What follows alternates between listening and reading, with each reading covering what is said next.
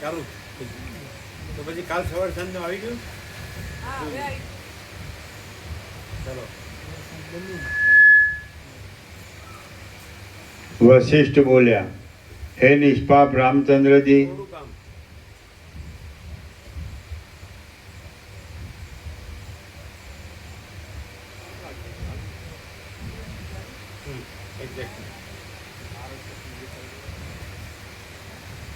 તમારા મોઢાને એડજસ્ટ કરવું હોય તો પછી એને નીચેથી આમ એડજસ્ટ કરવું. હા બરોબર નીચેથી આમ કરાય. બરોબર. હા બરાબર. વશિષ્ઠ બોલ્યા, હે નિષ્પાપ રામચંદ્રજી, સર્વ શંકાઓનો ત્યાગ કરી કુટસ્થ આત્મચૈતન્યના આશ્રયને લીધે કાયમને માટે ધીરજ ધરી તમે મહાકર્તા, મહાભોક્તા અને મહાત્યાગી બની રહો. રામ બોલ્યા, હે મહાસમર્થ મહારાજ, કેવા લક્ષણવાળો મહાકર્તા કહેવાય, કેવા લક્ષણવાળો મહાત્યાગી કહેવાય અને કયા લક્ષણવાળો મહાભોક્તા કહેવાય તે આપ બરાબર રીતે મને કહો. વશિષ્ઠ બોલ્યા, હે રામચંદ્રજી, પૂર્વે આ ત્રણ વ્રત મહાદેવજીએ પોતાના નંદીગણને બતાવ્યા હતા કે જેના આશ્રયથી તે સંતાપ રહિત મહાશાંત થઈ ગયો હતો. પૂર્વકાળમાં કોઈક વખતે સુમેરુ પર્વતના અગ્નિના જેવા તેજોમય ઉત્તર તરફના શિખરમાં મહાદેવજી સર્વ પરિવાર સહિત રહ્યા હતા. હે રામચંદ્રજી, એ મહાદેવજીને મહાતેજસ્વી, નમ્ર અને અલ્પજ્ઞાનવાળા નંદિક ગણે હાથ જોડીને નીચે પ્રમાણે પૂછ્યું. નંદીગણ બોલ્યા, ઇન્દ્ર આદિ કે જેઓ દેવતાઓના પણ દેવ છે, તેમના અધિપતિ હે ભગવાન, હે સર્વજ્ઞ પરમેશ્વર, હું જે આપને પૂછું તે આપ કૃપા કરી તરત મને કહો.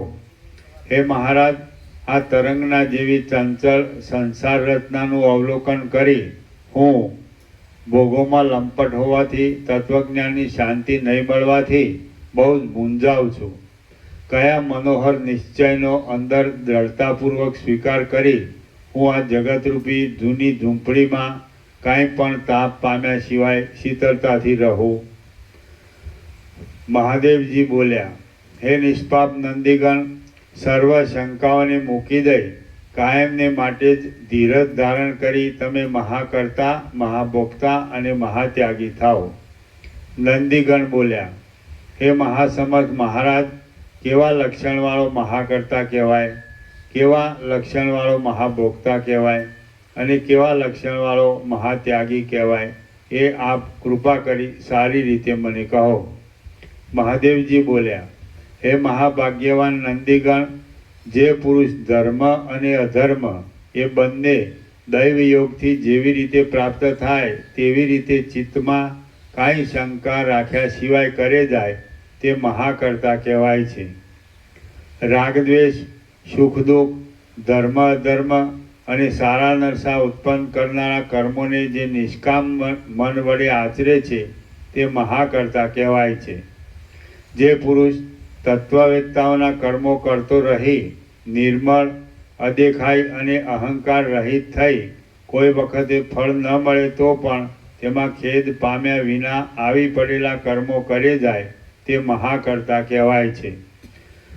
શુભાશુભ કાર્યોમાં દુષ્ટ શંકા વડે કલ્પી કાઢેલા ધર્મ અને અધર્મથી જેની બુદ્ધિને લેપ લાગતો નથી તે મહાકર્તા કહેવાય છે. જે સર્વત્ર સ્નેહ રહિત હોવાથી કોઈ જાતની ઈચ્છા રાખ્યા સિવાય સાક્ષીની જેમ તટસ્થ રીતે રહી કાર્યમાં પ્રવૃત્તિ કરે છે તે મહાકર્તા કહેવાય છે. જોઈ લીધું ને? બરાબર છે ને? જે પુરુષ સર્વત્ર સમાનતાવાળી સ્વચ્છ બુદ્ધિ વડે ઉદ્વેગ અને આનંદ એ બંનેથી રહિત થઈ જઈ શોક હર્ષના નિમિત્તો પ્રાપ્ત થાય તો પણ શોક કે હર્ષ કરતો નથી તે મહાકર્તા કહેવાય છે. જે પ્રારબ્ધ યોગે આવી પડેલા કાર્યો કરવાના યોગ્ય કાળમાં એ કાર્ય સિદ્ધિને અનુકૂળ ક્રિયા કરતો હોય અને કશામાં જેનું મન બંધાયું ન હોય તે મહાબુદ્ધિમાન તત્વજ્ઞ પુરુષ મહાકર્તા કહેવાય છે. જે પુરુષ શાસ્ત્રે કહેલા અને શાસ્ત્રે નહીં કહેલા એ બંને કર્મોનું આચરણ કરી પોતે એ કર્મના કર્તાપણાને પ્રાપ્ત થતો હોય તો પણ અંદર અત્યંત ઉદાસીન હોવાથી આત્મા અકર્તા છે એવા દ્રઢ નિશ્ચય વડે એ બંને જાતના કર્મમાં જે સમાન ભાવને પ્રાપ્ત થાય તે મહાકર્તા કહેવાય છે. જે પુરુષ શુભાશુભ કર્મ કરતો હોય તો પણ સ્વભાવે જ પોતે શાંત હોવાથી પોતાની સ્વાભાવિક સમાનતાને છોડતો નથી તે મહાકર્તા કહેવાય છે. જેનું ચિત્ત જન્મ, સ્થિતિ, નાશ, ઉદય અને અસ્ત એ બધામાં સમાન જ રહે છે તે મહાકર્તા કહેવાય છે. જે પુરુષ કશાનો દ્વેષ કરતો નથી તેમ કંઈ ઈચ્છા પણ કરતો નથી અને પ્રારબ્ધ યોગથી જે કાંઈ આવી મળે તે સર્વ ભોગવી લે છે તે મહાભોગતા કહેવાય છે. જે પુરુષ ઇન્દ્રિયો વડે વિષયો ગ્રહણ કરતો હોય તો પણ આત્માના અસંગપણાના અને અકર્તાપણાના નિશ્ચયને લીધે અથવા પોતાનું ચિત્ત પૂર્ણ આત્મામાં જ ચોંટેલું હોય તેને લીધે જે કાંઈ ગ્રહણ કરતો નથી જે હાથ પગ વગેરે અવયવ વડે કર્મ કરે છે તો પણ અંદર નિષ્ક્રિય આત્માનું જ્ઞાન હોવાને લીધે જે કાંઈ કરતો નથી અને જે અન્નાદિનું ભોજન કરતો હોય તો પણ આત્મા ભૂખ તરસ આદિ ધર્મોથી રહિત છે અને નિત્ય તૃપ્ત છે એવા નિશ્ચય વડે જે જમતો નથી તે મહાભોગતા કહેવાય છે. જે પુરુષ સર્વ લોક વ્યવહારને બુદ્ધિમાં કાંઈ ખેદ લાવ્યા વિના સાક્ષીની જેમ નિષ્કામપણાથી જોયા કરે છે તે મહાભોગતા કહેવાય છે. અર્ચન કરનારા સુખ દુઃખો જય પરાજય આદિ ક્રિયાયોગો અને લાભહાનિ વગેરેથી જેની બુદ્ધિમાં ફેરફાર થતો નથી તે મહાભોગતા કહેવાય છે. જે પુરુષ જરા, મરણ, વિપત્તિ, ગરીબાઈ અને રાજ્ય એ સર્વને બ્રહ્મદ્રષ્ટિ વડે બહુ સુંદર ગણે છે તે મહાભોગતા કહેવાય છે. જેમ સાગર અનેક જળના પ્રવાહોને સમાન રીતે ગ્રહણ કરે છે તેમ જે પુરુષ મોટા સુખ દુઃખોને નિર્વિકાર બુદ્ધિ વડે સમાનપણાથી ગ્રહણ કરે છે તે મહાભોગતા કહેવાય છે. જેમ ચંદ્રમાના કિરણો ચંદ્રમાંથી જુદા નથી પડતા તેમ અહિંસા, સર્વત્ર સમાન ભાવ અને સંતોષ ઇત્યાદિ ગુણો જેનાથી જુદા પડતા જ નથી તે મહાભોગતા કહેવાય છે. કડવું, ખાટું, ખારું, તીખું, વીણેલું, નહીં વીણેલું, ઉત્તમ અને અધમ ગમે તેવું અન્ન હોય તો પણ જે સમાનપણાથી તેનું ભક્ષણ કરે તે મહાભોગતા કહેવાય છે. જે સરસ પદાર્થને અને નીરસ પદાર્થને તથા રતિ સુખને અને રતિ વિઘ્નને સમાન દ્રષ્ટિએ જુએ છે તે પુરુષ શાંત હોવાથી મહાભોગતા કહેવાય છે. ખારા પદાર્થોમાં અને સાકરના બનાવેલા પદાર્થોમાં તેમજ બીજા પણ શુભ અશુભ પદાર્થોમાં જેની બુદ્ધિની સમાનતા સ્થિર રહે છે તે મહાભોગતા કહેવાય છે. આ ભોજ્ય ખાવા લાયક છે અને આ અભોજ્ય ખાવા લાયક નથી એવા વિકલ્પોને છોડી દઈ જે ઉત્કટ ઈચ્છા વિના જ ભોજન કરે છે તે મહાભોગતા કહેવાય છે. આપત્તિ અને સંપત્તિ, મોહ અને આનંદ, અધમ અન્વસ્ત્ર આદિ અને ઉત્તમ અન્વસ્ત્ર આદિ એ સર્વને જે સમાન બુદ્ધિ વડે ભોગવે છે તે મહાભોગતા કહેવાય છે. ધર્મ અને અધર્મ, સુખ અને દુઃખ, મરણ અને જન્મ એ સર્વનો જેણે એ બધું મિથ્યા છે એમ જાણી બુદ્ધિ વડે ત્યાગ કરી દીધો હોય તે મહાત્યાગી કહેવાય છે. સર્વ ઈચ્છાઓ, સર્વ શંકાઓ, કાયિક, વાચિક અને માનસિક સર્વ ચેષ્ટાઓ તથા સર્વ નિશ્ચયો એ સર્વનો જેણે બુદ્ધિ વડે આત્મા વિના બીજું બધું મિથ્યા ભ્રાંતિ માત્ર સમજી ત્યાગ કર્યો છે તે મહાત્યાગી કહેવાય છે. દેહની, મનની, ઇન્દ્રિયોની, સંકલ્પની તથા સુખ દુઃખોની સત્તા તો મિથ્યાપણાના નિશ્ચયથી તથા સુખ દુઃખોની સત્તાનો મિથ્યાપણાના નિશ્ચયથી જેણે ત્યાગ કર્યો હોય તે મહાત્યાગી કહેવાય છે. હું કે જે ચૈતન્ય માત્ર છું તેને દેહ નથી, જન્મ પણ નથી અને વિહિત કે નિશ્ચિત કર્મ સાથે પણ કાંઈ સંબંધ નથી એવો જેને ચિત્તની અંદર દ્રઢ નિશ્ચય થઈ ગયો હોય તે મહાત્યાગી કહેવાય છે.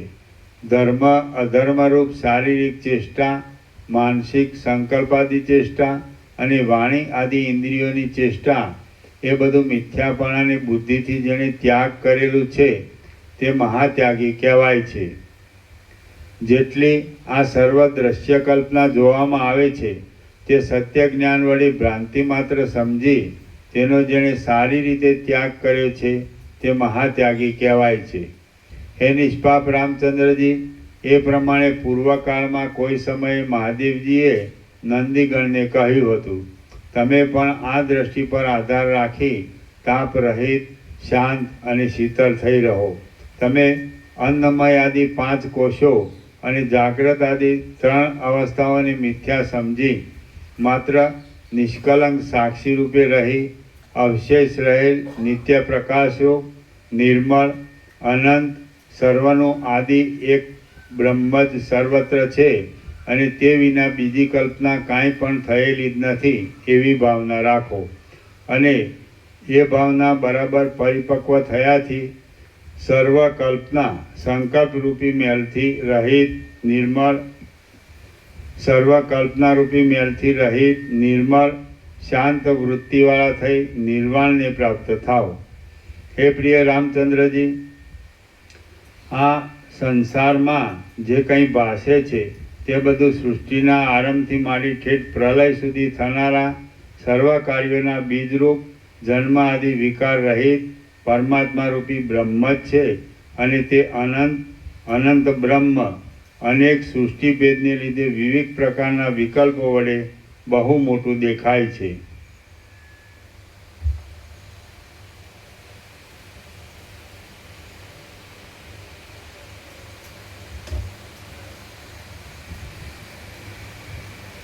અને તે અનંત બ્રહ્મ અનેક સૃષ્ટિભેદને લીધે વિવિધ પ્રકારના વિકલ્પો વડે બહુ મોટું દેખાય છે, પરંતુ તે સર્વ વિકલ્પોથી રહિત કેવળ આકાશ, ચિદાકાશ રૂપ જ છે. હે સુશીલ રામચંદ્રજી, કોઈ પણ ઠેકાણે અને કોઈ પણ કાળે સત કે અસત કાંઈ પણ પરબ્રહ્મથી જુદું સંભવતું જ નથી. એવો અંદર દ્રઢ નિશ્ચય રાખી તમે શંકા દૂર કરી ત્યાં જ સ્થિર થઈને રહો.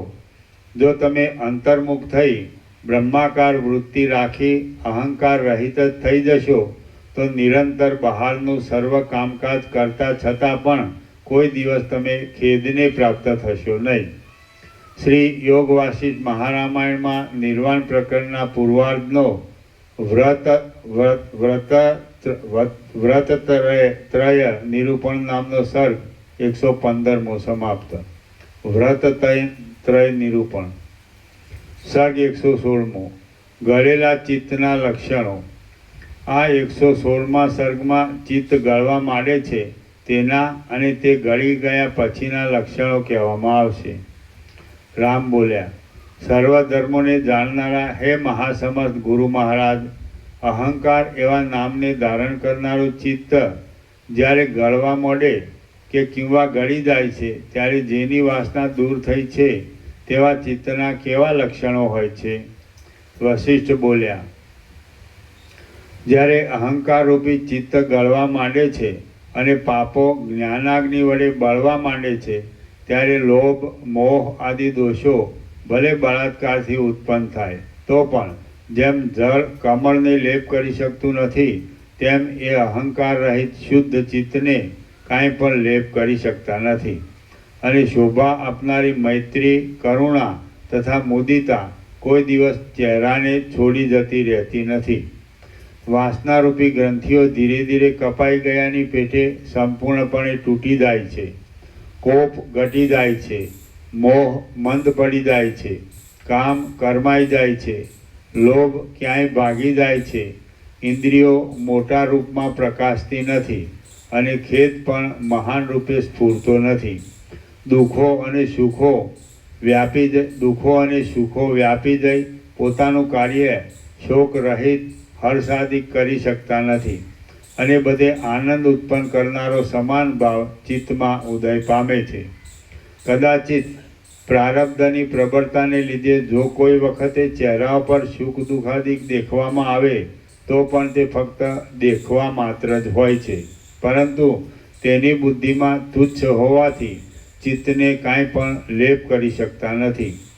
જ્યારે ચિત્ત ગળવા માંડે છે ત્યારે એ સુશીલ મહાત્મા પુરુષ દેવના ગણને પણ ઈચ્છા કરવા લાયક થઈ જાય છે અને તેનામાં સમાનતારૂપી શીતળ ચાંદની ઉદય પામે છે. એ રીતે ગળેલા ચિત્તવાળો પુરુષ શાંત, મનોહર, બીજાઓને સેવવા યોગ્ય, કોઈના ધારેલા કામમાં રોકાણ ન કરનાર, નમ્ર, શોક હર્ષાદિક નહીં થવાને લીધે વૃદ્ધિ પામેલા સ્વચ્છ અને મહત્તાવાળા શરીરને ધારણ કરે છે. આ સંસારરૂપી ભ્રાંતિ વૈભવોથી અને ગરીબાઈથી કપરી છે, વિચિત્રતાવાળી છે અને ઘણી મોટી છે. તો પણ જેનો અહંકાર ગળી ગયેલો છે એવા મહાત્માઓને તે આનંદ કે ખેદ ઉપજાવી શકતી નથી. બુદ્ધિરૂપી પ્રકાશ વડે મેળવી શકાય એવી અને જેનો લાભ થવાથી બીજી સર્વ વિપત્તિઓ નષ્ટ થઈ જાય છે એવી પરમાત્મારૂપી વસ્તુને મેળવવા માટે જે પ્રવૃત્તિ નથી કરતો તે અધમ પુરુષને ધિક્કાર છે.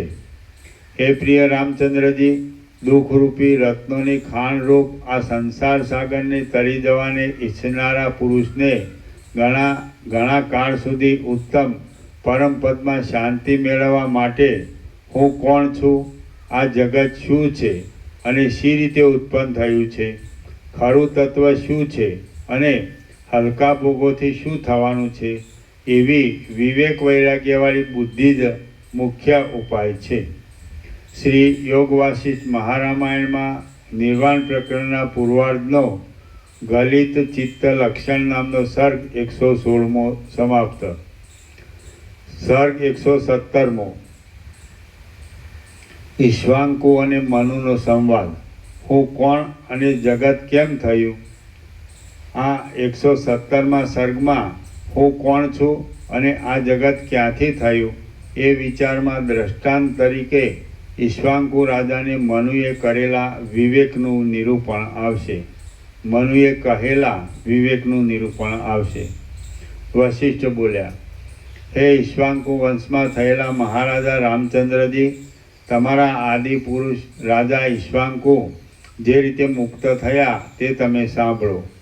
ઈશ્વાંકુ નામના રાજાએ પોતાના રાજ્યનું પાલન કરતા એક દિવસ એકાંત સ્થાનમાં બેસી પોતાના મનથી વિચાર કર્યો કે આ દ્રશ્ય પ્રપંચ જગત કે જેની અંદર જરા, મરણ અને સુખ દુઃખ રૂપી અનેક ભ્રાંતિઓ રહેલી છે તે જગત શા માટે થયું હશે અને તેનું કારણ કોણ હશે?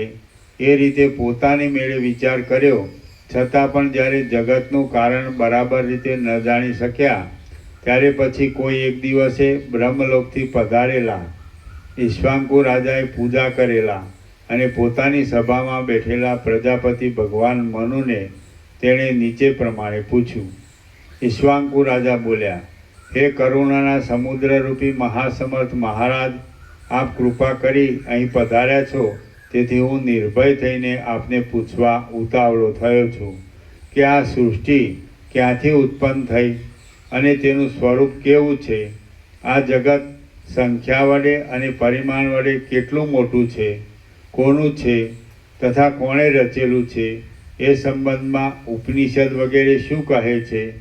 અને જેમ પાથરી રાખેલી સખત જાળમાંથી પક્ષી છૂટી જાય તેમ આ વિષમ સંસારરૂપી ભ્રાંતિથી હું શી રીતે મુક્ત થાવ? મનુ બોલ્યા, અહો, આજે ઘણે કાળે વિવેકનો ચિત્તમાં વિકાસ થવાથી અનેક પ્રકારના મિથ્યા અનર્થોને કાપી નાખનારો સર્વના સારરૂપ આ પ્રશ્ન તમે કરેલો છે. હે રાજા ઈશ્વાંકુ, જેમ ગંધર્વનગર અને ઝાંઝવાનું જળ દેખાતા છતાં મિથ્યા જ છે, તેમ આ જે કાંઈ આ દ્રશ્ય રૂપે દેખાય છે તે કશું પણ ખરું જોતા છે જ નહીં. અને જે કાંઈ નથી દેખાતું તથા સર્વ નિષેધોના અવધિરૂપ હોવાથી કેમ જાણે સાવ કાંઈ ન હોય, શૂન્ય જ હોય એવી રીતે રહેલું છે. તેમજ મન અને ઇન્દ્રિયો વડે અગોચર હોવાને લીધે કાંઈ પણ ન હોય એવી સંભાવનાનો જે વિષય કહેવાય છે તે નાશરહિત સત્ય એક જ તત્વ છે અને તે આત્મા એવા નામથી કહેવાય છે.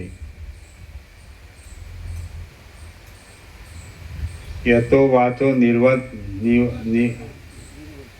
નિવર્તતે અપ્રાપ્ય મનસા સહ ઇત્યાદિ શ્રુતિઓ આવો અર્થ સૂચવે છે.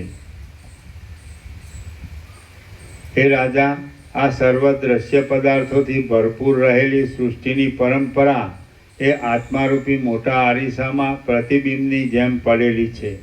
એ બ્રહ્મમાંથી એકોહમ બહુશ્યામ, એકોહમ બહુશ્યામ, હું એક છું, અનેકમાં હું પ્રકટ થાઉં ઇત્યાદિ શ્રુતિ પ્રમાણે પોતાનામાં રહેલી પ્રકટ થવાની સ્ફુરણ શક્તિને લીધે સ્વભાવ વડે જ ઉત્પન્ન થયેલા પ્રકાશરૂપ ચિદાભાસોમાંથી સ્થૂળ સમષ્ટિના અભિમાનને લીધે કેટલાક બ્રહ્માંડપણાને પ્રાપ્ત થાય છે, કેટલાક પૃથ્વી આદિ પંચ મહાભૂતપણાના અભિમાનને લીધે પંચ મહાભૂતપણાને પામે છે અને બીજા ચિદાભાસો વળી બીજા ભાવને જરાયુજ, અંડજ, સ્વેદજ, ઉદ્ભિદ ઇત્યાદિ ભાવને પ્રાપ્ત થાય છે. એ રીતે મિથ્યા ઉપાધિને લીધે માત્ર ભ્રાંતિ વડે જ આ જગતની સ્થિતિ થઈ રહેલી છે. બાકી ખરી રીતે વિચાર કરતા બંધ પણ નથી અને મોક્ષ પણ નથી. માત્ર નિર્વિકાર બ્રહ્મ જ સર્વત્ર ભરપૂર છે. એમાં ઉપાધિને લીધે થનારું દ્વિત્વ કે એકત્વ પણ નથી. માત્ર સર્વના સારરૂપ એક ચૈતન્ય તત્વ જ પ્રકાશી રહેલું છે. જેમ એક જ જળ તરંગોના ભેદો વડે અનેક રૂપે દેખાય છે પરંતુ ખરી રીતે તે જળ જ છે, તેમ એ ચિદાત્મા પણ જગતના ભેદો વડે અનેક રૂપે દેખાય છે પણ ખરી રીતે એ બધું માયાના જ દેખાવો હોવાથી કશું એ નથી. કેવળ એક પરમ તત્વ જ છે. માટે તમે બંધ મોક્ષની કલ્પના દૂર કરી દઈ સંસારના ભયથી રહિત થઈ જઈ અને સર્વના સારરૂપ નિર્ભય પરમપદનો જ આધાર રાખી સ્વસ્થ થઈને રહો. શ્રી યોગ વાસિષ્ઠ મહારામાયણમાં નિર્વાણ પ્રકરણના પૂર્વાર્ધનો ઈશ્વાંકો અને મનુનો સંવાદ નામનો સર્ગ 117મો સમાપ્ત. સર્ગ 118મો સૃષ્ટિ વિશેના પ્રશ્નનો ઉત્તર અને આત્મદર્શન. આ 118મા સર્ગમાં સૃષ્ટિ ક્યાંથી, ક્યારે અને કોણે રચી તથા તે કોની છે એ પ્રશ્નોના ઉત્તર અને આત્મદર્શનના ઉપાય મનુ કહી બતાવશે. મનુ બોલ્યા, હે રાજા ઈશ્વાંકો, જેમ જળ તરંગનો આકાર લે છે તેમ શુદ્ધ ચૈતન્ય જ્ઞાન સંકલ્પને લીધે અંતઃકરણની ઉપાધિમાં પ્રતિબિંબની જેમ પડીને તેનો જીવ ભાવે વિકાર થાય છે અને તે જીવો પ્રથમથી જ પરમેશ્વરના સંકલ્પ વડે પ્રગટ થઈ રહેલા આ સંસારમાં જન્મ મરણ આદિ વિકારને પામે છે. વસ્તુતઃ વિચારતા સુખ દુઃખની દશાનો મોહ મનમાં જ રહેલો છે પણ જે શુદ્ધ ચૈતન્ય આત્મા છે તેમાં એ નથી. જેમ રાહુ નરી આંખે દેખાતો નથી તો પણ ચંદ્રગ્રહણમાં ચંદ્રને ગળતો હોય તેમ સ્પષ્ટ દેખાય છે, તેમ અનુભવ માત્ર જ જેનું સ્વરૂપ છે એવો આત્મા પણ વસ્તુતઃ અદૃશ્ય છતાં દ્રશ્ય અંતઃકરણ રૂપી ઉપાધિ દ્વારા અનુભવાય છે. માત્ર શાસ્ત્રો વડે જ કે ગુરુ વડે જ પરમેશ્વરનો સાક્ષાત્કાર થતો નથી. પોતાની બુદ્ધિ દ્વારા પોતાના આત્મા વડે જ એ પરમાત્માનો સાક્ષાત્કાર થાય છે. જેમ રસ્તામાં ચાલતા રાગ દ્વેષ રહિત બુદ્ધિ વડે બીજા વટે માર્ગોને પથિકોને જોઈએ તેમ રાગદ્વેષ વિનાની બુદ્ધિ વડે પોતાના ઇન્દ્રિય દેહ આદિને પણ સાક્ષી રૂપે રહી જોવા તેમ રાગદ્વેષ વિનાની બુદ્ધિ વડે પોતાના ઇન્દ્રિય દેહ આદિને પણ સાક્ષી રૂપે રહી જોવા. તેઓને વિષયમાં લંપટ થઈ જઈ આદર પણ ન આપવો, તેમ અતિ તીવ્ર ઉપવાસ આદિ વડે પીડા પણ ન આપવી. પરંતુ તે ઇન્દ્રિયો વગેરે વિષયોમાં પ્રવૃત્તિવાળી રહેતી હોય તેમ ભલે રહ્યા કરે, પરંતુ એ સર્વ દેહાદિ પદાર્થ માત્રને સ્વપ્ન અને ઇન્દ્રજાળ આદિની પેઠે મિથ્યા સમજી બુદ્ધિ વડે ત્યાગ કરી દઈ તમે નિત્ય શીતળ અંતઃકરણવાળા અને શુદ્ધ આત્મદ્રષ્ટિ થવાને લીધે આત્મા જ એક છે એવો વિશ્વાસ રાખો. હું દેહરૂપ છું એવી બુદ્ધિ સંસારમાં બંધન કરનારી છે, માટે તે મુમુક્ષુ પુરુષોએ કદી પણ રાખવી નહીં. મન અને વાણીનો વિષય ત્યાં સુધી જતો નહીં હોવાથી આછી નજરે જોતા તે કાંઈ પણ નથી એમ જે લાગે છે તે શુદ્ધ ચિદાત્મા રૂપ જ હું છું અને આકાશથી પણ સૂક્ષ્મ છું એવી બુદ્ધિ હંમેશા રહ્યા કરવી તે સંસારમાં બંધન આપનારી નથી પણ મોક્ષ આપનારી છે. જેમ નિર્મળ જળની અંદર અને બહાર તેના કારણરૂપ તેજ રહેલું છે, તેમ સર્વ વસ્તુઓમાં સર્વત્ર આત્મા સર્વનું કારણ હોવાથી રહેલો છે. જેમ બાજુબંધ આદિ દાગીનાઓ સોનાના આકારની અને રચનાની માત્ર વિચિત્રતા છે, બાકી સોનાથી તે જુદા નથી, તેમ કારણ રૂપે આત્માથી જુદું નહીં દેખાતું અને કાર્ય રૂપે જુદું દેખાતું આ જગત આદિ સર્વ એક જાતની આકારની અને રચનાની જ માત્ર વિચિત્રતા છે. હે રાજા ઈશ્વાંકો, પ્રાણીઓરૂપી તરંગોવાળી જગતના સમૂહરૂપી અનેક નદીઓ વિનાશરૂપી વડવાગ્નિવાળા મહાભયંકર કાળરૂપી મહાસમુદ્રમાં છેવટે જઈ મળે છે. તો પણ જે આજ દિવસ સુધી અધૂરો અને અધૂરો જ રહ્યો છે તેવા કાળરૂપી સમુદ્રનું પણ જે પાન કરી જાય છે એવા આત્મારૂપી મોટા અગત્ય મુનિની તમે સદાકાળ ભાવના રાખો. આ દેહાદિ દ્રશ્ય સમુદાય કે જે અનાત્મા છે તેમાં આત્મબુદ્ધિનો ત્યાગ કરી છુપી રીતે જેમાં વાસનાને દૂર કરવામાં આવી છે તેવી સ્થિતિ મેળવી જેમ તમને સુખ આવે તેમ તમે રહો. જેમ પોતાની છાતી પર સૂઈ ગયેલા છોકરાને ભૂલી જઈ પુત્રને માટે તેની મા રોવા બેસે, તેમ આ સર્વ મનુષ્ય ખરું તત્વ આત્મરૂપ હોવાથી પોતાની પાસે જ રહેલું હોવા છતાં તેને ભૂલી જઈ શોક કરે છે. જ્યારે શરીર નાશ પામે છે ત્યારે આત્મા કે જે અજર અમર છે તેને નહીં ઓળખી હું અનાથ છું, હું મરું છું, મારો નાશ થયો એમ મનુષ્ય અજ્ઞાનને લીધે જ હાય હોય કરે છે. જેમ જળ પવન વડે તરંગો ઉછળવાથી નાના પ્રકારના તરંગાદી આકારે દેખાય છે, તેમ ચૈતન્યરૂપ બ્રહ્મ પણ સંકલ્પને લીધે જગત રૂપે અનેક આકારે દેખાય છે.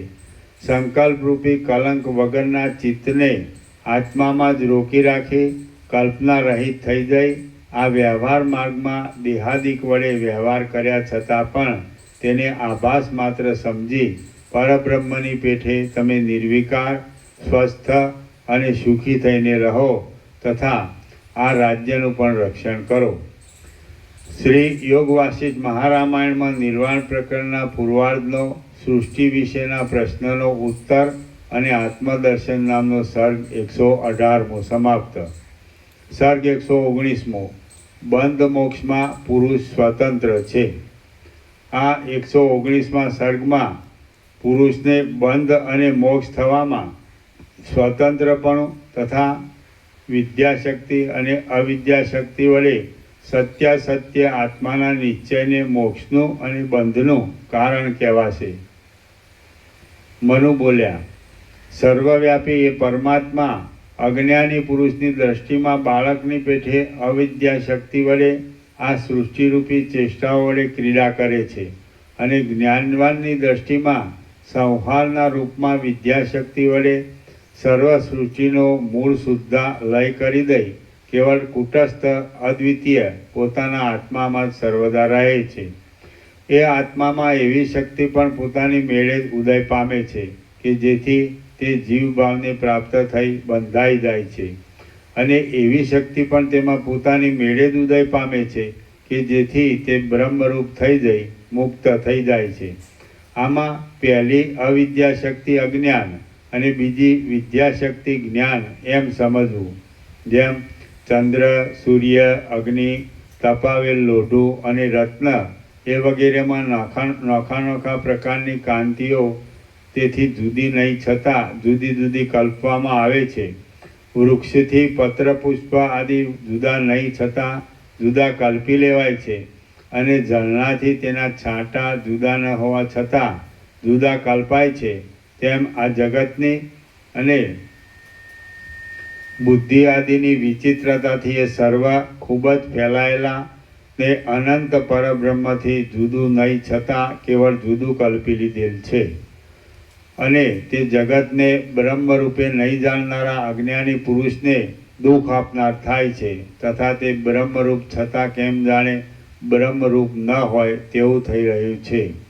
હે પ્રિય પુત્ર ઈશ્વાંકો, અહો જગતને મોહમાં નાખનારી આ માયા કોઈ વિચિત્ર તરહની છે કે પોતાનું સ્વરૂપ અંદરના અને બહારના સર્વ સ્થાનોમાં ભરપૂર હોવા છતાં આત્મા પણ તેને દેખતો નથી. આ સર્વ જગત ચિદાત્મારૂપી અરીસામાં પ્રતિબિંબવાળું થઈ અરીસામાં પ્રતિબિંબ રૂપે દેખાતા નગરાદિકની પેઠે આભાસ માત્ર જ દેખાય છે. એવી ભાવના રાખી જે પુરુષ ઈચ્છા વગરનો આપ્તકામ થઈ રહે તે બ્રહ્મરૂપી અભેદ કવચને ધારણ કરનારો વિવેકી પુરુષ જ સુખી છે. અહંકાર રહિત દ્રશ્ય માત્રના અભાવરૂપ એક ચેતન સત્તા વડે આ સર્વ શૂન્ય આધાર વિનાનું અને ચૈતન્ય રૂપ છે એવી સદાકાળ ભાવના રાખવી. આ સારું છે અને આ નઠારું છે એ જ તમને દુઃખ દેવામાં બીજરૂપ છે. એ બીજ જો સમાન દ્રષ્ટિરૂપી અગ્નિ વડે બળી ગયું હોય તો પછી દુઃખનો અવસર જ ક્યાંથી હોય? ન જ હોય. હે રાજા, સમદ્રષ્ટિ દ્રઢ બનાવી પ્રબળ પુરુષાર્થથી સંકલ્પ માત્ર છોડી દો અને તે અભાવનારૂપ શસ્ત્રથી તમે સારા નરસા પદાર્થમાં પ્રિય અપ્રિયપણાની વિષમ કલ્પનાને તરત છેદી નાખો.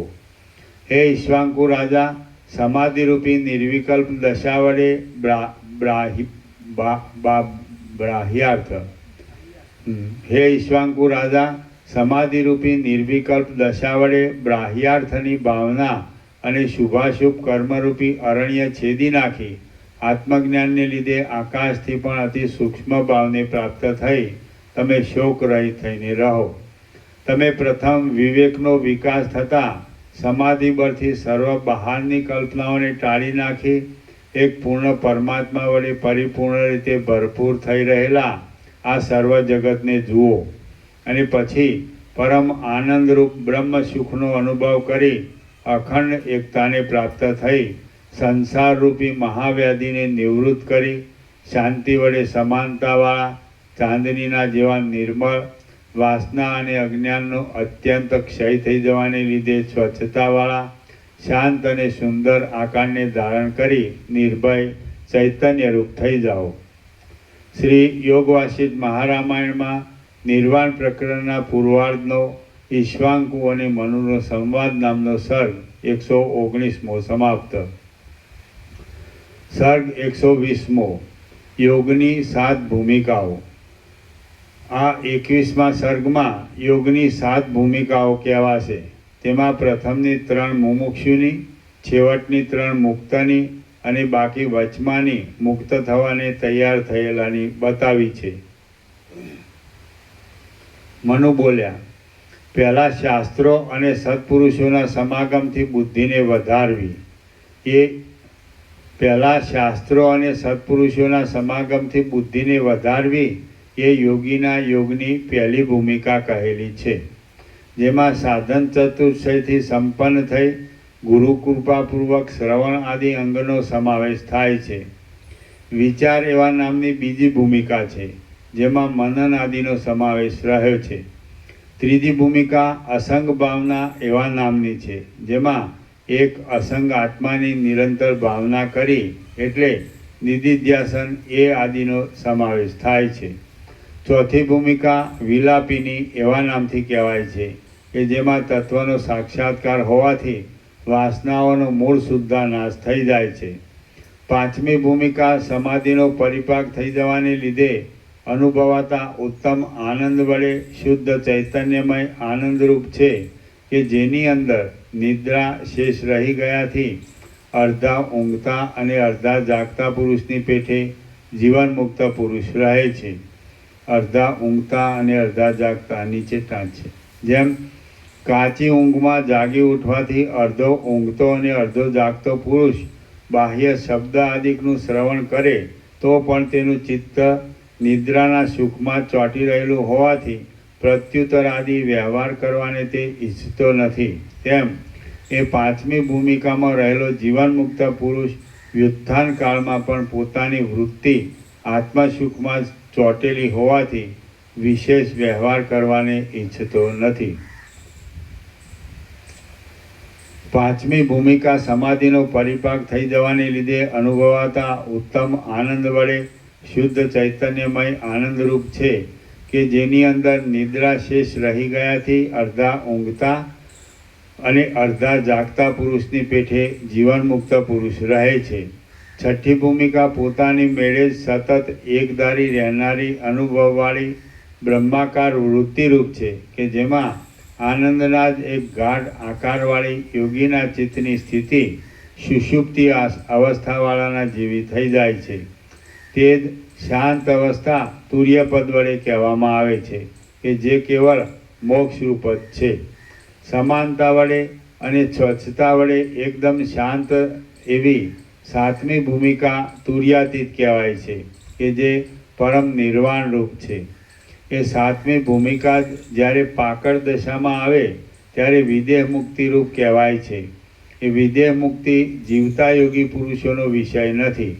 આમાં પ્રથમની ત્રણ ભૂમિકાઓ વ્યવહારિક સત્તાથી જાગ્રત અવસ્થાની પેઠે જગતનું ભાન હોવાથી જાગ્રત કહેવાય છે. ચોથી ભૂમિકામાં જગત સ્વપ્ન જેવું પ્રતીતિમાં આવવાથી તે ભૂમિકા સ્વપ્ન એવા નામથી કહેવામાં આવે છે. પાંચમી ભૂમિકા એક આનંદમાં ઘાટાપણાથી સર્વનો લય થતાં સુષુપ્તિ જેવી દશા થઈ જવાને લીધે તે સુષુપ્તિ એવા નામથી કહેવાય છે. છઠ્ઠી ભૂમિકામાં અખંડ બ્રહ્માકાર વૃત્તિ રહેવાને લીધે બીજા પદાર્થ સંબંધી કાંઈ સંવેદન સંકલ્પ નહીં સ્ફુરવાથી તે અસંવેદન રૂપ કહેવાય છે અને તેને તુર્ય એવું નામ આપવામાં આવે છે. સર્વથી ઉત્તમ એવી સાતમી ભૂમિકા તુર્યાતીત કહેવાય છે કે જે અવસ્થા મન વડે કે વાણી વડે વર્ણવી શકાય તેમ નથી તથા સ્વયં પ્રકાશ પરમ પદરૂપ છે. આત્માની અંદર સર્વ દ્રશ્યોનો લય કરી દઈ પ્રત્યાહારને લીધે દ્રશ્યોનો કાંઈ પણ સંકલ્પ સ્ફુરવા દેવામાં ન આવે તો તે અત્યંત સમાનતા વડે તમે નિસંદેહ મુક્ત જ છો. પ્રત્યાહારની નીચે ટાંચ છે. ઇન્દ્રિયોનો અંતર્મુખપણાથી ચિત્તમાં લય થઈ જવો તે પ્રત્યાહારનું સંક્ષિપ્ત રૂપ છે. એ વિશે વિશેષ જાણવા માટે પાતંજલ સૂત્રના દ્વિતીય પાદના 54મા સૂત્રમાં જોવું. આત્માની અંદર સર્વ દ્રશ્યોનો લય કરી દઈ પ્રત્યાહારને લીધે દ્રશ્યોનો કાંઈ પણ સંકલ્પ સ્ફુરવા દેવામાં ન આવે તો તે અત્યંત સમાનતા વડે તમે નિસંદેહ મુક્ત જ છો. જેની પૂર્ણ બુદ્ધિ ભોગ વડે ઉત્પન્ન થતા સુખ દુઃખોના અંશો વડે લેપાતી નથી તથા હું મરતો પણ નથી અને જીવતો પણ નથી એ બંને દેહ ધર્મ હોવાથી મારામાં નથી તેમ હું કાર્યરૂપ કે કારણરૂપ પણ નથી એવી જેની દ્રઢ બુદ્ધિ હોય તે આત્મનિષ્ઠ પુરુષ સશરીર શરીરવાળો હોય કિંવા અશરીર શરીર વિનાનો હોય પણ મુક્ત જ કહેલો છે. તે વ્યવહાર કરતો હોય અથવા શાંત થઈ બેઠો હોય ગૃહસ્થ હોય અથવા એકલો ફરનારો યોગી હોય પણ હું કાંઈ નથી માત્ર એક ચિદાત્મા રૂપ છું એમ માનવાથી જીવને શોક કરવો પડતો નથી. હું નિર્લેપ છું, અજર છું, વાસના વગરનો છું, નિર્મળ છું, આસક્તિ રહિત છું અને ચિદાકાશ રૂપ છું એમ માનવાથી જીવને પછીથી શોક કરવો પડતો નથી. હું અંત આદિ વિકારથી રહિત છું, શુદ્ધ બુદ્ધ પવિત્ર જ્ઞાની અજરામર અને શાંત છું મારો આભાસ સર્વત્ર સમાનપણે રહેલો છે એમ માનવાથી જીવ શોકને પાત્ર થતો નથી. તણખલામાં, આકાશમાં, સૂર્યનારાયણમાં, હાથીઓમાં અને દેવતાઓમાં જે કંઈ સત્યરૂપે રહેલું છે તે જ આત્મતત્વ છે અને હું પણ તે જ છું એમ માનવાથી જીવને ફરીવાર શોક કરવો પડતો નથી. હું કે જે ચૈતન્યરૂપ છું તેનો મહિમા નીચે, ઊંચે અને ચોતરફ ફેલાયેલો છે. એ પ્રમાણે અનંત વિલાસવાળા એ પરમાત્માના મહિમાને જાણી લઈ કોણ મરણ આદિ દુઃખોને ભોગવે? કોઈ ન ભોગવે.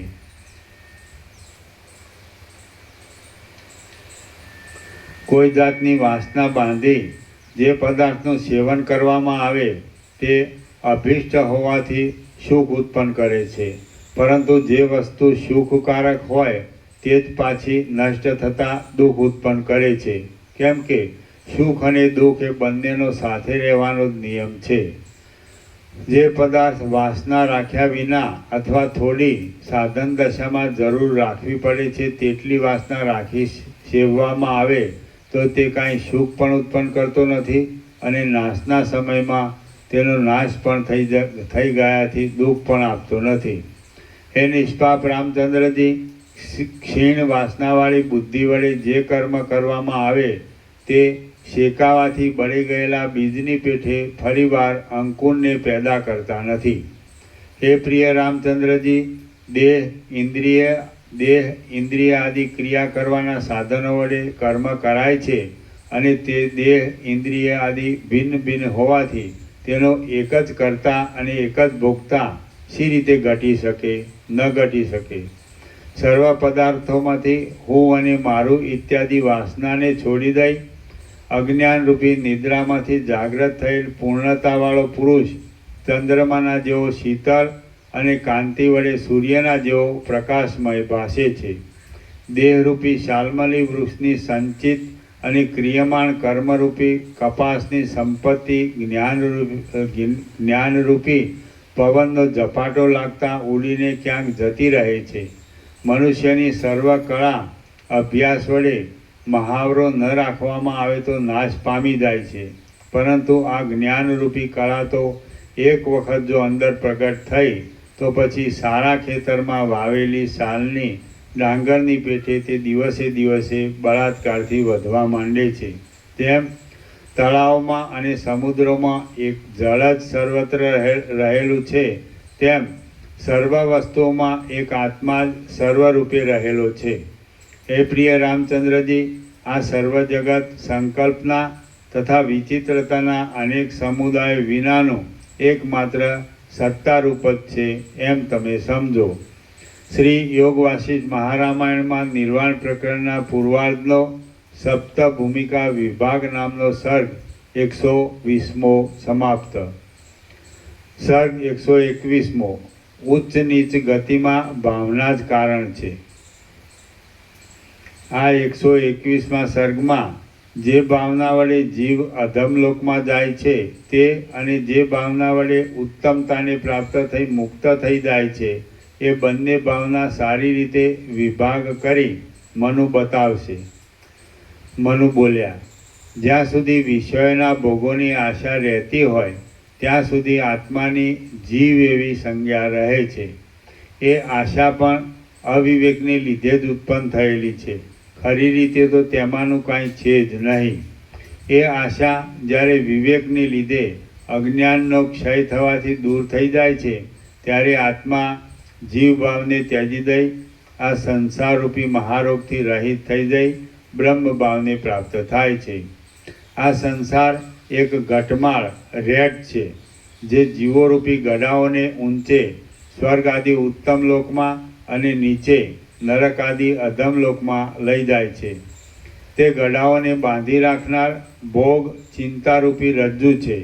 તે તૂટી જતાં પોતાને સંસારમાં આવવા જવાનું રહેતું નથી. જે પુરુષો અમુક દેહાદી વસ્તુ મારી છે અને હું એ દેહાદિકનો છું એવી વ્યવહારિક ગાઢ ભ્રાંતિને મોહને લીધે સેવે છે તે સઠ પુરુષો અધમમાં અધમ લોકમાં જાય છે. જે લોકોએ હું અમુક દેહાદી પદાર્થોનો છું અને એ દેહાદી પદાર્થ મારા છે અને હું તે રૂપ છું એવા મોહને પોતાની બુદ્ધિ વડે જ્ઞાન થવાથી ત્યાગ કરી દીધો છે તેઓ ઉત્તમમાં ઉત્તમ લોકમાં જાય છે. હે રાજા ઈશ્વાંકો, તમે કંઈ પણ વિલંબ કર્યા સિવાય પોતાનો આત્મા કે જે સ્વયં પ્રકાશ છે તેના આધારે રહો અને જગતને ચારે બાજુ ભરપૂર ચિદાકાશ રૂપે જુઓ. જે વખતે એ પ્રમાણે ચૈતન્યરૂપ આત્માને પરિપૂર્ણ અને અખંડિત અનુભવ વડે સમજવામાં આવે તે જ વખતે આ સંસાર તરી જવાય છે અને મુક્ત થઈ જતા જીવ પરમેશ્વર ભાવને પ્રાપ્ત થાય છે. બ્રહ્મા, ઇન્દ્ર, વિષ્ણુ અને વરુણ જે કરવાને તૈયાર થાય છે એવી તે સર્વ હું કે જે ચૈતન્ય રૂપ છું તે જ કરું છું એવી ભાવના રાખવી. હે પ્રિય ઈશ્વાંકો, જે શાસ્ત્રોમાં જ્યારે જ્યારે જે કાંઈ કહેવામાં આવે છે તે સર્વ સત્ય જ છે.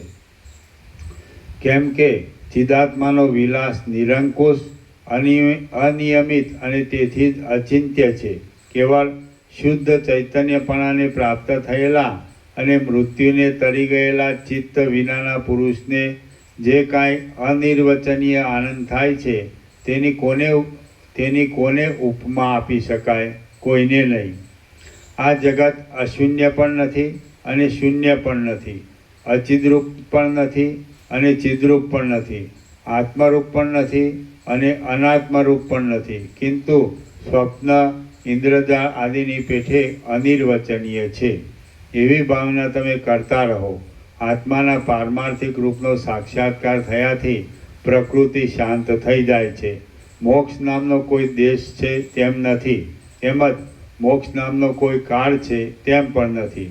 તમે કોઈ બીજી સ્થિતિ મોક્ષ કહેવાય છે તેમ કોઈ બીજી સ્થિતિ મોક્ષ કહેવાય છે તેમ પણ નથી. પરંતુ અહંકારનો અને મોહનો ક્ષય થઈ જતાં આ સર્વ દ્રશ્ય રચનાનો પણ જ્ઞાન દ્રષ્ટિથી લય થઈ જાય છે અને જ્યારે અનાદિકાળથી ભૂલાઈ જવાયેલા પોતાના સ્વરૂપનું નિરંતર ચિંતન નિધિધ્યાસન કરવાથી આત્માના સ્વાભાવિક શુદ્ધ સ્વરૂપનો યોગ્ય સંબંધ થાય છે. એ રીતે જ્યારે આત્માનું પ્રત્યક્ષ દર્શન થાય છે અને આત્મ સાક્ષાત્કાર એવું નામ ધારણ કરે છે ત્યારે પોતે જ મોક્ષરૂપ છે. શાસ્ત્રની ચર્ચાઓ કરવાની ચપળ વૃત્તિ જેની શાંત થઈ છે, કાવ્ય કૌતુક આદિથી જરતા અનેક રસોને ચાખવા જેની વૃત્તિ દૂર થઈ છે અને સર્વ પ્રકારના તુમુલ ભેદભાવો જેણે હાંકી કાઢ્યા છે તેઓ આત્મ સ્વરૂપ જીવન મુક્ત પુરુષ શાંત થઈ પરમ સુખમાં વાસ કરે છે. શ્રી યોગ વાસિષ્ઠ મહારામાયણમાં નિર્વાણ પ્રકરણના પૂર્વાર્ધનો ઈશ્વાંકો અને મનુનો સંવાદ નામનો સર્ગ 121મો સમાપ્ત. સર્ગ 122મો મુક્ત પુરુષના લક્ષણો. આ 122મા સર્ગમાં આત્મજ્ઞાન વિશે આરૂઢ થઈ રહેલા મુક્ત પુરુષની સ્થિતિનું મનુ તેના લક્ષણો કહી વર્ણન કરશે. મનુ બોલ્યા, વૃત્તિ બ્રહ્માકાર હોવાને લીધે હર કોઈ બીજા માણસ વડે વસ્ત્રોથી ઢંકાયેલો, યદિચ્છાથી હર કોઈએ ભોજન કરાવાયેલો અને જ્યાં ત્યાં સૂઈ રહેનારો યોગી મનુષ્યના આનંદની પરમ અવધિરૂપ કોઈ મોટા રાજા મંડળેશ્વરની પેઠે અનંત આનંદમાં શોભે છે. વર્ણ, ધર્મ, આશ્રમ અને આચારના સંબંધમાં શાસ્ત્રોમાં ફરમાવેલા બંધનોથી છૂટી ગયેલો જીવનમુક્ત પુરુષ જેમ કેસરી સિંહ પાંજરામાંથી તરાપ મારી બહાર નીકળી જાય તેમ આ સંસારરૂપી જાળમાંથી બહાર નીકળી જાય છે. વાણીને ઓળંગીને રહેલા નિરતિશય આનંદરૂપ પરમાત્માને જ આશ્રય રહેલો વિષયોની આશા અને વિવિધ પ્રકારની સુખ દુઃખ સંબંધી દશાઓથી રહિત થઈ ગયેલો એ મહાત્મા પુરુષ આકાશ જેમ શરદ ઋતુમાં કંઈક અપૂર્વ શોભાને પ્રાપ્ત થાય તેમ કંઈ અનિર્વચનીય શોભા ધારણ કરે છે. પર્વતમાં રહેલા મહાનંદની પેઠે ગંભીર, પ્રસન્ન અને નિરંતર પરમ આનંદનો સ્વાદ લેવામાં પરાયણ રહેનારો જીવનમુક્ત પુરુષ પોતાના આત્મા વડે આત્મામાં જ આનંદ લીધા કરે છે. સર્વ કર્મફળોનો ત્યાગ કરનારો, નિત્ય તૃપ્ત અને નિરાશ્રયપણે રહેનારો મહાત્મા પુરુષ પુણ્યથી, પાપથી કે બીજા હર્ષ શોકાદિકથી લેપાતો નથી. જેમ સ્ફટિકમણી પ્રતિબિંબ વડે રંગાઈ જઈ બીજા રૂપને નથી પામતો, તેમ તત્વવેત્તા પુરુષ પણ પ્રારબ્ધ યોગે આવી મળેલા સુખ દુઃખ વડે રંગાઈ જઈ વિકારને વશ થતો નથી. તે મનુષ્ય સમુદાયમાં વિહાર કરતા છતાં દેહના છેદન કે પૂજન વડે કેમ જાણે તે બંને પ્રતિબિંબમાં થતા હોય તેવી રીતે શોક કે હર્ષને પ્રાપ્ત થતો નથી. એ જીવન મુક્ત પુરુષ તેની પૂજા કરવાથી કોઈ પ્રશંસા કરતો નથી અને પૂજા નહીં કરવાથી કાંઈ બીજા ક્રોધ આદિ વિકારો તેનામાં આવતા નથી. તે સર્વ આચારો અને નીતિના ક્રમો વડે પોતાનો લોકાચાર વ્યવહાર નિભાવે છે, પરંતુ અંદરથી છૂટેલો હોય છે. એના જીવન મુક્ત પુરુષથી એનાથી લોકોને ખેદ થતો નથી અને લોકોથી તે ખેદ પામતો નથી. રાગ, દ્વેષ અને ભય અને આનંદના નિમિત્તરૂપ વિષયો વડે તે કોઈ વખત પ્રારબ્ધના બળથી જોડાઈ જાય છે અને કોઈ વખત પ્રારબ્ધના બળથી ત્યાગ કરાય છે. એ મહાશય પુરુષ ખરું જોતા કોઈ કુશળની પણ સમજમાં આવી શકતો નથી અને અંતઃકરણ શુદ્ધ હોવાને લીધે પોતે સરળ હોવાથી નાનું બાળક પણ વ્યવહાર દ્રષ્ટિએ તેનું માપ બાંધી લે છે. હે ઈશ્વાંકુ, એવો જીવનમુક્ત પુરુષ કાશી આદિ કોઈ તીર્થમાં પોતાના દેહનો ત્યાગ કરે, કોઈ ચાંડાલને ઘેર દેહ છોડે અથવા ભલે કોઈ દિવસે દેહનો ત્યાગ ન જ કરે કિંવા ચાલુ ક્ષણમાં શરીરનો ત્યાગ કરે, પરંતુ વાસના રહિત હોવાથી જ્ઞાન પ્રાપ્તિ થવાના સમયમાં જ દેહ આદિ સર્વ તેની દ્રષ્ટિમાં બાધિત થઈ જવાને લીધે તે મુક્ત જ છે. તે દેહમુક્ત જ છે. દેહ આદિ હું છું એવી ભ્રાંતિ થવી એ જ બંધન આપનારી છે અને જ્ઞાન વડે તેનો ક્ષય થઈ જાય છે અને જ્ઞાન વડે તેનો ક્ષય થઈ જાય છે. ઐશ્વર્ય અને વૈભવોની ઈચ્છા રાખનારા પુરુષને એ જ્ઞાનનિષ્ઠ પુરુષ જ પૂજવા યોગ્ય છે, સ્તુતિ કરવા લાયક છે, નમસ્કાર કરવા યોગ્ય છે, યત્નથી દર્શન કરવા લાયક છે અને પગે પડવા લાયક છે. એ પ્રિય ઈશ્વાંકુ રાજા, સંસારરૂપી મહાવ્યાધિથી રહિત થઈ ગયેલા બ્રહ્મનિષ્ઠ સજ્જનોની ભક્તિ વડે જે પરમ પવિત્ર પદ મળે છે તે યજ્ઞોથી, તીર્થોથી, તપોથી કે દાનોથી મળતું નથી. વશિષ્ઠ બોલ્યા. ઉપર પ્રમાણે કહી ભગવાન મનુ બ્રહ્મલોકમાં ચાલ્યા ગયા ને ઈશ્વાંકુ રાજા પણ એ દ્રષ્ટિનો આધાર રાખી સ્થિર થઈ રહ્યા. શ્રી યોગ વાસિષ્ઠ મહારામાયણમાં નિર્વાણ પ્રકરણના પૂર્વાર્ધનો ઈશ્વાંકુ પ્રબોધન નામનો સર્ગ 122મો સમાપ્ત. સર્ગ 123મો. અજ્ઞાની સિદ્ધો કરતા જ્ઞાનીની વિશેષતા. આ 123મા સર્ગમાં જ્ઞાનનિષ્ઠ પુરુષની આકાશગમન અને અણિમાદિક સિદ્ધિઓ વિશે પોતાની પૂર્ણતાને લીધે ઈચ્છા જ ન થવી એ બીજ અજ્ઞાની સિદ્ધો કરતા વિશેષતા છે એમ કહેવાશે. રામ બોલ્યા. હે આત્મવેત્તાઓમાં શ્રેષ્ઠ મહાસમર્થ ગુરુ મહારાજ, જેવા આપ કહો છો તેવા જો જીવન મુક્તના લક્ષણ હોય તો પછી એ સુબુદ્ધિમાન પુરુષમાં બીજાના કરતાં અવનવી વિશેષતા શી રહે છે? વશિષ્ઠ બોલ્યા. જ્ઞાનનિષ્ઠ જીવનમુક્ત પુરુષની બુદ્ધિ એક અંશમાં વિશેષે કરીને રહે છે. તે એ જ કે સદા સંતોષમાં રહેનારો અને શાંત ચિત્તવાળો એ જીવનમુક્ત પુરુષ બીજા કશામાં નહીં રોકાતા ફક્ત આત્મામાં સ્થિર થઈ રહે છે. મંત્રની સિદ્ધિવાળા, તપની સિદ્ધિવાળા અને તંત્રની સિદ્ધિવાળા પુરુષોએ ઘણીવાર આકાશગમન વગેરે સિદ્ધિઓ મેળવેલી હોય છે. તેમાં શી નવી વાત છે? કાંઈ નહીં. તેવા પુરુષોએ યત્ન વડે મળી શકે તેવું હોવાથી અણિમાદિક ઐશ્વર્ય પણ ઘણીવાર મેળવ્યું છે, પરંતુ આત્મદર્શી પુરુષ તેને વળગવા જતો નથી. એ જ તેમાં વિશેષતા રહી છે. એની આ મૂળ બુદ્ધિવાળા પુરુષોના જેવી સહજ નથી. એ મહાબુદ્ધિમાન જીવનમુક્ત પુરુષનું શુદ્ધ ચિત્ત સર્વત્ર આસ્થા વગરનું હોવાથી પરમ વૈરાગ્યને લીધે સર્વ વિષયો તરફ પ્રીતિ વગરનું રહે છે અને તેને લીધે જ એ મહાત્મા કોઈ ભોગ્ય વસ્તુમાં લોલુપ થઈ બંધાઈ જતો નથી. ઘણા કાળની સંસારરૂપી ભ્રાંતિ શાંત થઈ જવાને લીધે પરમ તત્વમાં શાંતિ પામેલા અને સર્વધર્મથી રહિત પરબ્રહ્મ જ જેનું સ્વરૂપ છે એવા જીવનમુક્ત પુરુષનું એ જ મુખ્ય લક્ષણ છે. તેનામાં કામ, ક્રોધ, લોભ, મોહ અને શોક ઇત્યાદિ આપદાઓ પ્રતિદિન અત્યંત ક્ષીણ થતી જાય છે. શ્રી યોગ વાસિષ્ઠ મહારામાયણમાં નિર્વાણ પ્રકરણના પૂર્વાર્ધનો જ્ઞાનીની વિશેષતા નામનો સર્ગ 123મો સમાપ્ત. ઓમ ઓમ ઓમ. પ્રભુ ઓમ ઓમ ઓમ. ઓમ ઓમ ઓમ.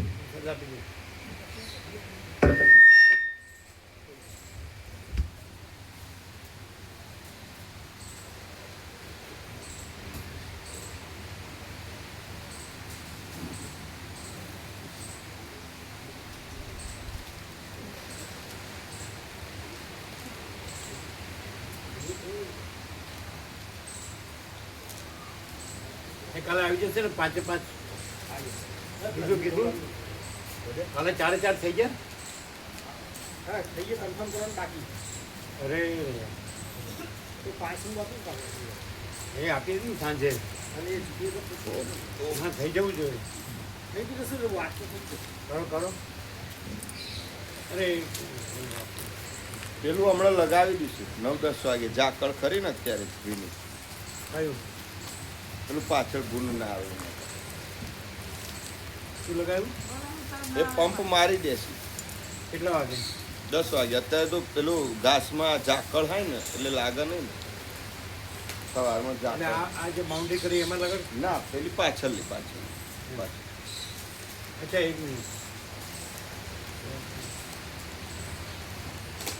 ભલે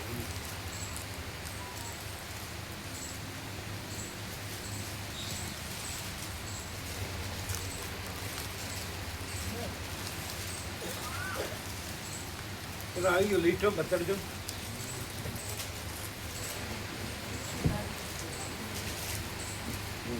ફોટો લઈ લો લઈ લો. ના આમની જોડે સુશીલ પ્રભુએ મોકલી. આ નવું બનાવતા આમાં સુધારો કર્યો. એટલે સુશીલ પ્રભુ PDF મંગાવી દો એટલે આખી પ્રિન્ટ ત્યાં નીકળી જશે. વોટ્સઅપમાં મંગાવશો? હા વોટ્સઅપ. બધું આવ્યો બધું પડે.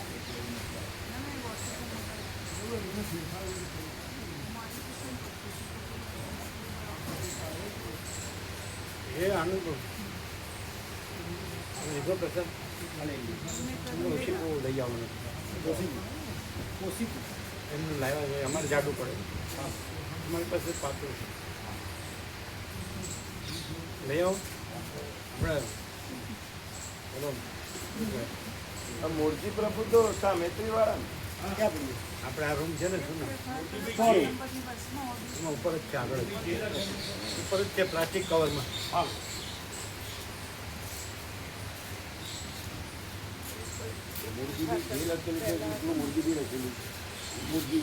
પેલા અલગ છે. વાસણીવાળા અલગ છે. 1 નંબર બસમાં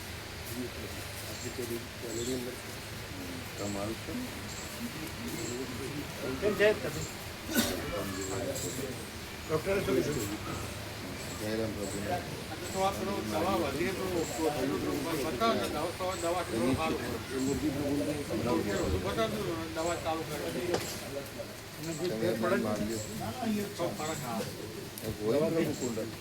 પ્રસાદ લેવાય છે.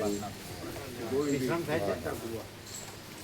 ખાલી કોઈનું રદ થાય ને એક જણને આવવાનું છે એ મણિભાઈ ન થાય પણ હવે વેઇટિંગમાં મણિભાઈ વિરાતો એ વર્તમાન આપ્યા? કોઈ બાકી નહીં વર્તમાનમાં.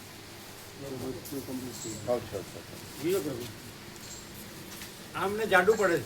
એવું કહું અમારે તો આ પાતળું જ જોવું એટલે આમાં કેવું પ્રભુ આમ દબાઈ જાય પાછું. પણ તો એટલું નહીં, અમારે જેટલું જોવું એટલું નથી તમે. હા એવું મંગાઈ દઉં છું.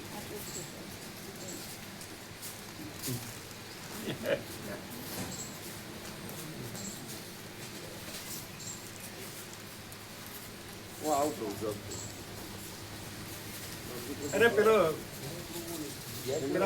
પથરા છે ક્યાં હા પથરા ક્યાં લઈ ગયા છે? તો એ પેલા વાયરથી બાંધી જેટલું બંધ કરાય એટલું થાય ને. હા એ તો ટ્રેક્ટરમાં પથરા આવી જાય, પાછા લઈ જાય. એ કહી દઈએ અહીંયા જ છે. અહીંયા છે તો પછી અહીંયા લગાવવાનું કહી દો. એટલે મને ખબર જ છે વાયર છે કે નહીં? હા છે ને વાયર તાર એમને ખબર છે. કેવું બાંધી દો.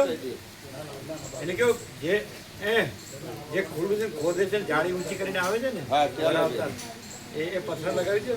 હા એ કહી દે. કોને કહો છો? જવાન પ્રભુ ગોવા પ્રભુ. એને ખબર છે હા ખબર છે. પથ્થર ક્યાં છે? અહીંયા જ છે. તમે લાવી દો. હા કહી દે. હા તો વાત કરે મણિપ્રભુની વાત.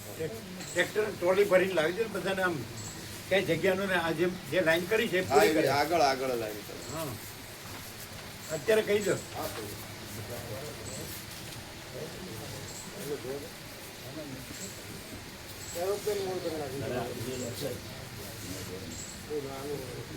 હવે ઉપર અમારે જોવું પડશે. નીચે કરવું. ઉપર નીચે હોય તો પછી ઉપર મુકાય થોડી અને નીચે થોડી મુકાય. બરાબર. અમે આવીએ સાથે સાથે જ. ઓમ ઓમ ઓમ.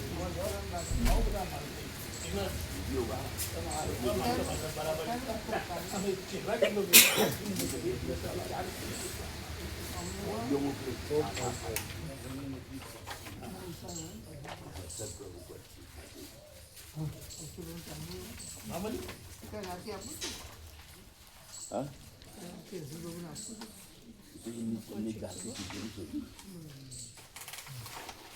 ફોટો લઈ લઈશું. આપણે ના કહેવાય, એમને જવાબદારી આપેલી છે. અમે થઈને આવીએ ને. તમે છો ને એટલે બે બાજુ જગ્યાએ જોઈ લઈએ. હવે તો મુકાય ને અત્યારે દિવસે હા હું જઈને હાલ મૂકી દઉં.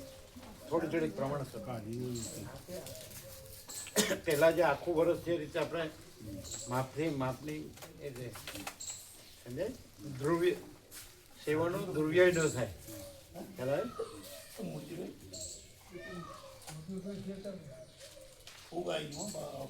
તમે આ બધું ઢાંકી દીધું ને?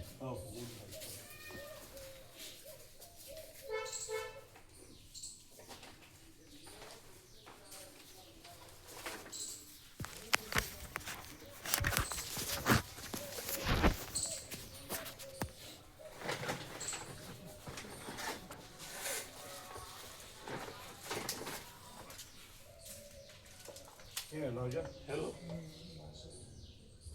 જય શ્રી કૃષ્ણ. બોલ ભાઈ.